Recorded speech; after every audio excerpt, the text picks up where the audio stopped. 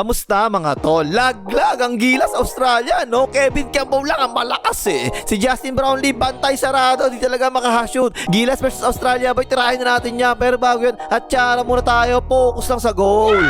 Okay, game, first quarter, walang yan. Tatlong sunod na 3 points kagad binitawan ng Australia eh, no? Kaya step back, portrait, patay ka dyan. Okay, ito, ang ganda ng pagkaka-execute nila, Spain pick and roll eh, no? Good screen, kay Pasador, tapos pick and pop naman si Galloway. 70% sa 3 points siya kahit na, libre-libre pa eh, oh, portrait, patay ka dyan.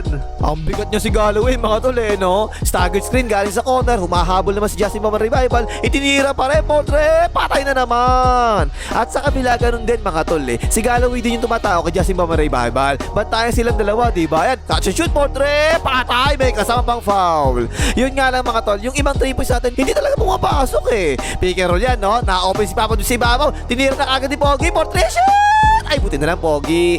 Napakahirap talaga kapag ganyan mga tol. Kaya tingnan nyo depensa ng Australia. Ayan no, double team kagad sila kay Justin Bama Revival kasi alam nila eh, baldugan yung mga kakampi dyan eh. Ayan o, portrait shot! Ay buti na lang, Pogi.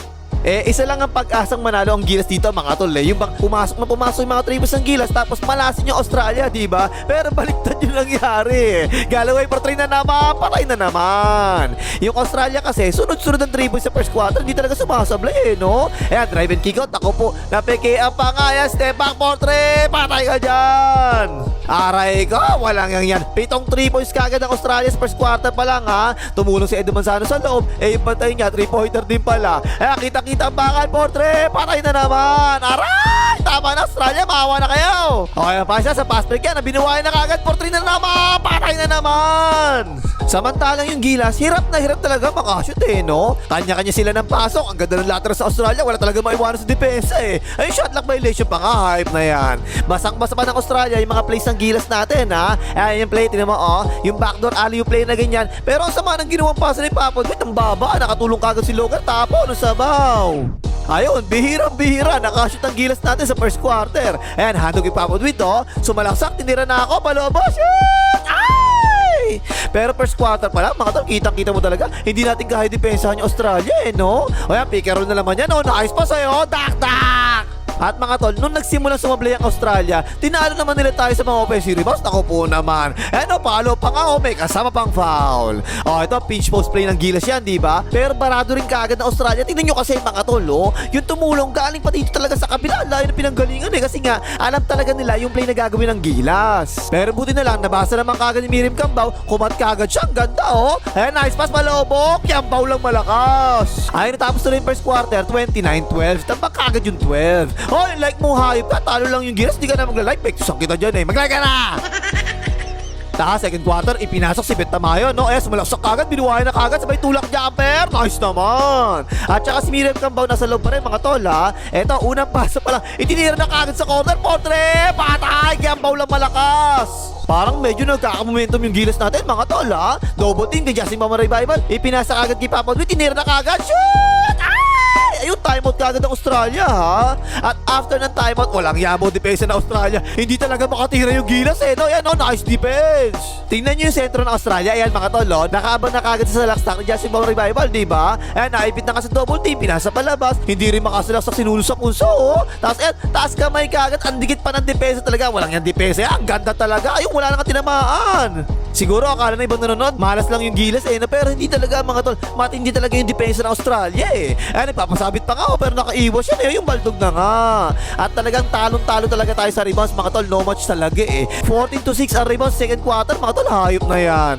O ayan, natin yung depensa ng Australia dyan, no? Salo kagad kay Justin Bama Revival, kaya yun, kay Miriam Cambao yung ipinasa, diba? Tinir naman kagad, portrait, patay, Cambao lang malakas. Ito pa, isa, dinala sa kabila ng triangle, sabay off the ball screen ngayon para kay Miriam Cambao, tinira na naman kagad, portrait, patay, Cambao lang malakas. Pero mga tol, etong si Justin Bama Revival, bantay sarado talaga. Ganyan, tingnan mo, oh. Nakabang kagad sa ilalim, tapos di kitang bantay. Inibit pa nga, tapos tumulong pa yung sentro. Walang yasikip talaga eh. Ayan, tungkab na nga. So, inilabas na muna siya ni Coach Tim. Ipinasok si Bea Malonzo na bihirang-bihira magamit. Aba, himala ha. Unang-unang hawak pala, binuhay na kagad yung mga pair. Paos, pasitan. Pero yan ang tama mga tol, ha. Bisa ka lang ipasok eh. Di buhayan mo ng buyahe, di ba? Bakit hawak mo, irekta mo na kagad sa ring, tuloy-tuloy, lumay up, wala na na naman. Tatlong sunod sa play kagad si Bea Malonzo, mga tol. Akala mo nag-try out lang, walang iya eh. Nagbuhay talaga ang hayop. Sinulit yung sandalang ipinasok siya ni Coach Steve. Ayan, tungkab na naman. At ito si Papa Dwight, mga tol. Diyos ko po, sinalo na lahat ng kapugian, pati kabaldugan, sinalutin lahat. Papa Dwight, open niya po, treasure! Ay, baldug na naman. Ay, natapos to rin second quarter, 48-28, 20 na ang lamang. Eto, third quarter na. Nagustuhan ko yung ginawa ni Coach Tim dito, mga tol, ha. Pinag-start niya kasi si Freddy Aguilar. Pag ganyan kasi tambakan, mga tol, kailangan talaga mag-try ka na kagad na ibang recipe, eh. O yan, nice pass, extra rice pa nga, Ay, nakashoot sa wakas. Maganda yung nilaro ni Freddy Aguilar sa third quarter, mga tol, ha. Ayan, double team na naman, pasa kagad. Binagsak kay Freddy Aguilar sa ilalim. And nice pass na naman niya, Papa Dwight, shoot! Ay! Mabuti pa to si Freddy Aguilar, mga tol, no? Minsan lang gamitin ni Coach Tim, pero maganda talaga yung nilaro. At tumulong siya dyan, pa-ounce pansitan. Ito pa isa, pumoses si Jasmine Revival, ha? Tingnan niyo yung ginawang screen ni Freddy Aguilar sa weak side, mga tol. Libre-libre to si Edo Manzano, portrait. Tungkab nga lang. Ito pa isa, ganun na naman, pumostin na naman, Sabi ni Freddy, tol, miskirin ka dito sa gitna, miskirin ka dyan. Pero ang ginawa, ibinigay ka agad sa kanya yung bola, Tinira na nga niya, patay ka dyan. Ayun, medyo maganda yung offense ng Gilas natin dito sa third quarter, ha? Maganda yung pasahan nila, nakakasilaksak pa sila. Ayan, kasi mga Revival, palobo, pag-counted pa nga.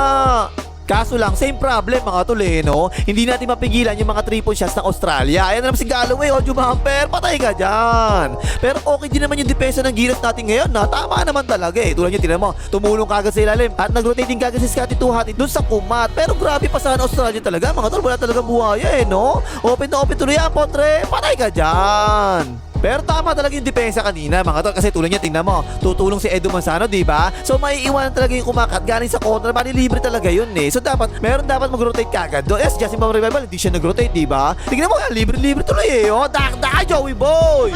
At sumuna pa yung Gilas natin dito, mga tol, sinubukan nila, ha? Pero tingnan nyo, galaw ng Australia, ang ganda talaga, Kumat yung nasa wing, papunta sa abangers area, tapos itong nasa corner naman, umangat naman siya, papunta ngayon sa wing. Habang meron na pipick and roll naman sa ibabaw, ganyan dapat ang ganda sabay-sabay, Ay, napasahan na nga yung kumat kanina, ang galing, no?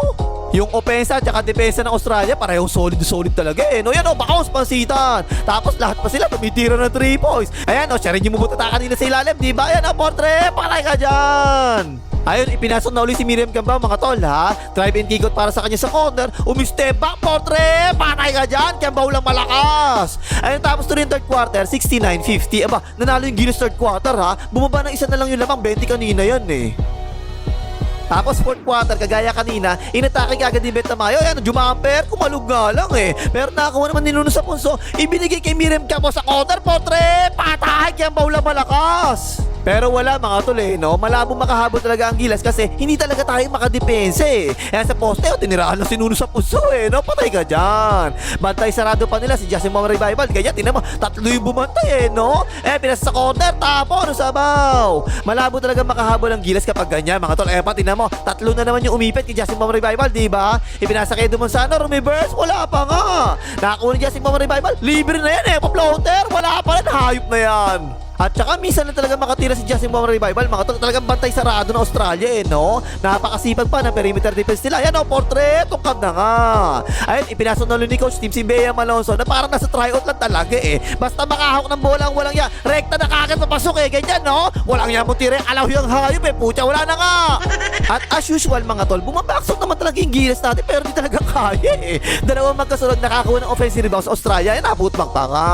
Malabo ko talaga manalo kapag ganyan kasi kahit yung defensive rebound, hindi mo makuha, makakadepensa ka, pero di ka makaka-rebound, Dalawang magkasunod na offensive rebound sa naman yung nakuha ng Australia dito, Ayun, tapos ang boxing, panalo yung Australia dito, 84-60. Tumira ang Australia, 11 out of 30 sa 3 points, ha? Tapos meron pa sila nakuha 19 na offensive rebounds, ang dami, hayop na yan. Yung top scorer nila, si Galloway, tsaka si Foxwell, parehong 15 points lang, mga tol, pero lahat kasi na ipasok nila, nagko-contribute lahat. At halatang team na team talaga yung galawan nila kumpara sa Gilas natin, sa atin, si Miriam Cabao lang yung malakas, no? Naka 17 points si Miriam Cabao, 5 out of 8 sa 3 points. Si Papa Dwight naman, naka 15 points siya, tsaka sa katutang nakapugian, pero 1 out of 11 lang sa 3 points, baldugo talaga si Pogi, At si Justin Bam Revival, bantay sarado talaga, 10 points lang, 3 out of 7 lang sa field goals, bihira talaga makatira, No, ayun, laglag ang Gilas. Okay na panghimagas, maligay, mga Hitar Bea Malonzo.